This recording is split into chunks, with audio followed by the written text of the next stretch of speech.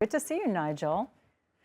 So asking for a 35% raise, that doesn't seem possible at this point, does it? No, I mean, because as you pointed out, they've lost so much money over the last 14 years. It's not an unreasonable demand, but it is totally unrealistic in the current economic climate. So what is going to happen is they are going to have to drop that kind of demand. Really, what needs to happen is for the government to talk to them so they can negotiate, and you get some kind of more realistic pay demand coming from doctors. And when they say that the value of their wages has dropped that much, 26% since 2008, would the bulk of that have been just very recently because of inflation? Or is this something that should have been addressed years and years ago? Obviously, inflation's got something to do with it. But yes, basically, you're right. It should have been addressed years ago.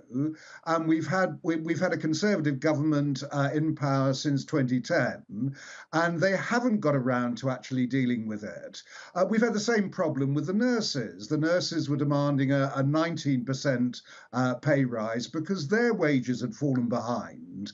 So this is something that actually goes through the entire health service. So for the next 72 hours, we've got junior doctors on strike. We've had nurses on strike. We've had ambulance workers on strike. Their unions have called that off while pay negotiations go on. What is important is our health secretary, Steve Barclay, starts negotiations with the doctors so we can try and end this one. You know, their representation has this powerful campaign saying, by the numbers, that many junior doctors would be earning more if they worked in a coffee shop. I mean, that's pretty staggering. But Yeah, it are is. they in demand? Do they have an upper hand here because doctors are needed?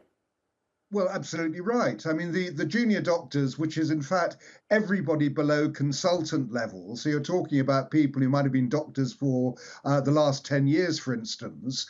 These doctors make up 40% of the entire Wow. healthcare workforce. So yes, I mean they are hugely in demand. We've got a massive backlog of 7.5 million patients waiting for treatment, largely because of COVID.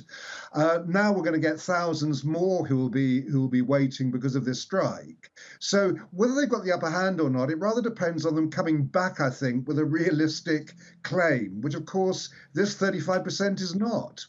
All right, Nigel Nelson, always great to hear from you. Thanks.